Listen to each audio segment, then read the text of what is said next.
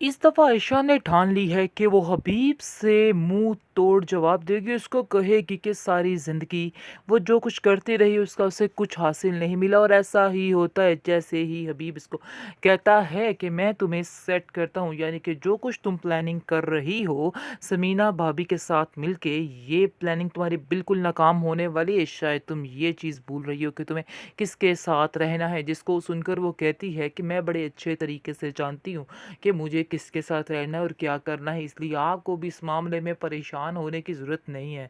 इसलिए बेहतर यही है कि आप अपना रास्ता नापें और मैं अपना रास्ता नापती हूँ। जिसको सुनकर आप देखेंगे हबीब कहता है कि तुम्हारी औकात ही नहीं है कि तुम्हारे साथ चला जाए। आगे से आप देखेंगे कि वो उसको कहती है आयशा के वक्त बताएगा कि किसकी क्या औकात है। इसलिए बेहतर यही है कि किसी मामले पर कोई भी बात ना की जाए। बेहतर यही है कि खामोशी अख्तियार कर ली जाए। इसको सुनकर हबीब कहता है कि तुम्हें तो मुंह लगाना ही बिल्कुल बेफजूल है, यानी कि तुम्हारे से तो बात करने का कोई फ़ायदा ही नहीं है।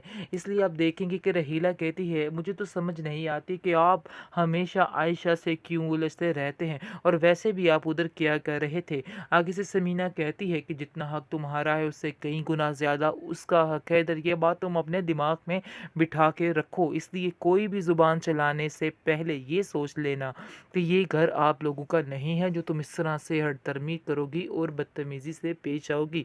जिसको सुनकर आप देखेंगे कि रहीला भी आगे से चीखने चिल्लाने लगती है, लेकिन हबीब उसको रोक लेता है, क्योंकि हबीब ज़रा समझदारी का मुज़ाहिरा करता है और कहता है रहीला को, रहीला चुप कर जाओ, कोई भी ऐसी बात ना करना जिससे कोई घर का माहौल ख़राब हो।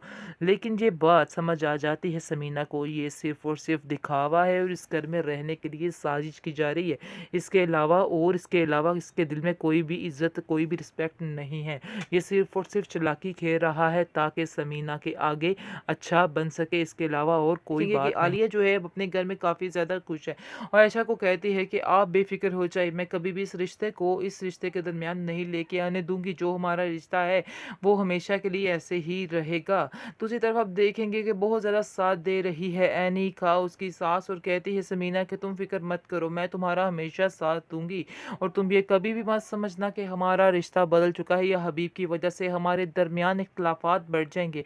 ऐसा कभी भी नहीं होगा। जो जैसा चल रहा है हमारे दरमियान वैसा ही चलता रहेगा। तुम्हें परेशान होने की कोई ज़रूरत नहीं है। ये सुनकर आप देखेंगे कि एनी कहती है मुझे भी आपसे इन्हीं बातों की उम्मीद थी और देख लीजिए कि ऐसा ही हो रहा है। खैर आप देखेंगे काफ़ी ज़्यादा उसने समीना ने उसको तसल्ली दी और कहा है कि रहीला से तुम्हें बच के रहना होगा। रहीला की किसी बात पर यकीन नहीं करना है, क्योंकि अगर तुम रहीला की बातों पे लगोगी या कभी उसकी बातों पे यकीन करोगी तो तुम अपना ही नुकसान करवाओगी। इसलिए तुम्हें उससे दूर रहना की मैं तुम्हें एक बात नसीहत करती हूँ। जिसको सुनकर आप देखेंगे कि वो कहती है मैं जानती हूँ, मुझे माँ ने भी ऐसा ही कहा है कि उससे दूर रहना है, वो कभी भी हमारी सगी नहीं हो सकती है, इसलिए मुझे इस बात का यकीन हो चुका है।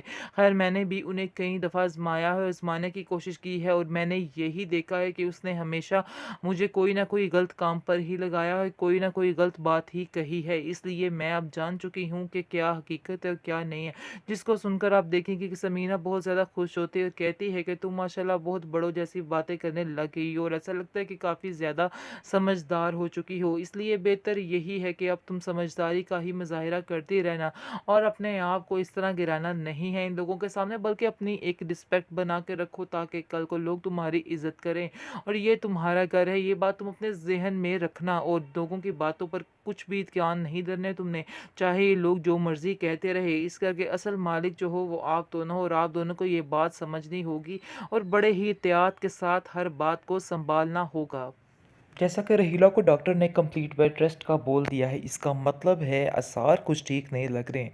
कोई ना कोई गड़बड़ ज़रूर है और ऐसा ही होगा कि कुछ ही एपिसोड्स के बाद उसका काम तमाम हो जाएगा और सारा गुस्सा हबीब को आ जाएगा। आयशा पर कहेगा कि तुम्हारी वजह से ये सारा कुछ हुआ। हमें इतने सालों के बाद खुशी मिलना नसीब हो रही थी, लेकिन तुम्हारी नज़रें हमें खा गई, क्योंकि रहीला उसका दिमाग भर देगी कि इसने जानबूझकर ये सब कुछ किया है और सब कुछ करवाने की कोशिश की है, क्योंकि ये ऐसा कभी चाहती ही नहीं थी कि मैं इससे आगे बढ़ जाऊँ। इसलिए इसने ये सारा कुछ किया है, जिसको सुनकर आयशा कहेगी कि मेरा खुदा जानता है कि मैंने कभी किसी का बुरा नहीं चाहा। हाँ, अगर तुम बुरा करती हो तो तुम्हारे साथ खुद ही बुरा होगा, इसमें मेरा कोई कसूर नहीं है। जहाँ तक रही बात मुझे छोड़ने की, तो मेरे साथ समीना भाभी हैं।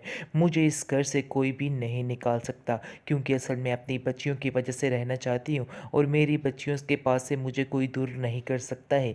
ये समीना भाभी ने मुझसे वादा किया है। जिसको सुनकर हबीब कहता है कि तुम्हें जिस चीज़ का ज़्यादा गुमान चढ़ा हुआ है, देख लेना एक दिन वो भी उतर जाएगा, और बहुत जल्द तुम्हें तुम्हारी ये समीना भाभी छोड़कर भी चली जाएगी। फिर तुम्हारी अकल ठिकाने आएगी और तुम्हें समझ आएगी कि आखिर किस पाँव बिक रही हो। जिस पर आप देखेंगे कि आयशा कहती है कि नहीं, मुझे उन पर पूरा यकीन है, उन्होंने आज तक मेरा बहुत ज़्यादा साथ दिया है, और मज़ीद वो मेरा साथ ज़रूर देंगी, और मुझे कभी भी ऐसे नहीं छोड़ेंगे। जिसको सुनकर हबीब को और ज़्यादा आग लग जाती है, क्योंकि रहीला की तो उस घर में कोई इज्जत है ही नहीं। वो चाहे जो मर्ज़ी कर ले, कोई भी उसको आगे आने देता ही नहीं। साइका, फहमी, हर कोई उसके ख़िलाफ़ है, क्योंकि सब जान चुके हैं कि रहीला की हकीकत आखिर में है क्या, और रहीला क्या करना चाहती है। क्योंकि रहीला ने जिस बेस पर ये स्टेप उठाया था, वो उसका पूरा नहीं हुआ है, क्योंकि उसकी नीयत ही ख़राब थी, और उसको उसकी नीयत का ही मिलकर रहा है, और इसमें और कुछ भी नहीं है। यही बात आयशा कहती है हबीब से कि तुम्हारी बीवी को तुम्हारी नीयत का मिला है। जो आप दोनों की नीयत थी, सिर्फ़ और सिर्फ़ उसकी वजह से ये सब कुछ हो रहा है। जिसको सुनकर वो कहता है कि तुम तो चाहती ही नहीं थी, लेकिन तुमने जो चाहा तुम्हें मिल गया है, अब तो तुम्हें सुकून हो जाना चाहिए। जिसको सुनकर आयशा कहती है कि मुझे जो चाहा वो कभी नहीं मिला। यानी कि बात हो रही है हबीब की, क्योंकि हबीब ने कभी भी उसको दिल से एक्सेप्ट नहीं किया, और वो हमेशा यही सोचती रही, लेकिन ऐसा कभी नहीं हुआ। दूसरी तरफ समीना भाभी को काफ़ी गुस्सा है, और कहती है कि तुम्हारी हबीब जुर्रत कैसे हुई कि तुम आयशा पर हाथ उठाओ और उसको कहो कि तुम यहाँ से चली जाओ। तुम आखिर होते कौन हो उसको इस घर से निकालने वाले? ये उसका घर है, और वो यहाँ पे रहेगी, क्योंकि उसकी बेटी का घर है ये बात तुम भी अपने जहन में रखो। अगर निकलना चाहते हो तो अपनी रहीला को पकड़ो और यहाँ से निकल जाओ।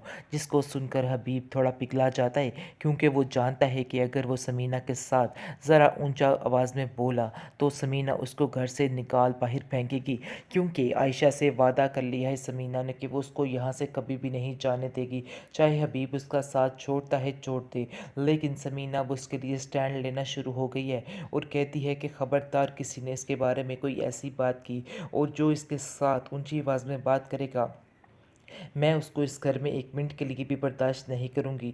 ये बात अब रहीला को भी समझ आ चुकी है कि उससे थोड़ा नीची आवाज़ में बात करना है, क्योंकि रहीला जिस प्लानिंग के तहत चल रही थी, वो उसकी प्लानिंग जो है फ़ेल हो चुकी है। इसलिए वो अब बहुत ज़्यादा परेशान हो चुकी है कि आखिर वो अगला हरबा कौन-सा इस्तेमाल करे, जिसकी वजह से सारा काम ख़राब हो। क्योंकि उसने इन सारी एपिसोड्स में यही कुछ तो किया है कि आखिर कौन-सी प्लानिंग नहीं की जाए, लेकिन उसकी कोई भी प्लानिंग कंप्लीट नहीं होती है, और सारी उसके ऊपर ही मज़ीद आकर गिर जाती हैं। इस चीज़ का उसको अंदाज़ा नहीं हो रहा है, लेकिन बार बार वो लोगों की ज़िंदगी को जीर्ण करने में मसरूफ़ हो चुकी है।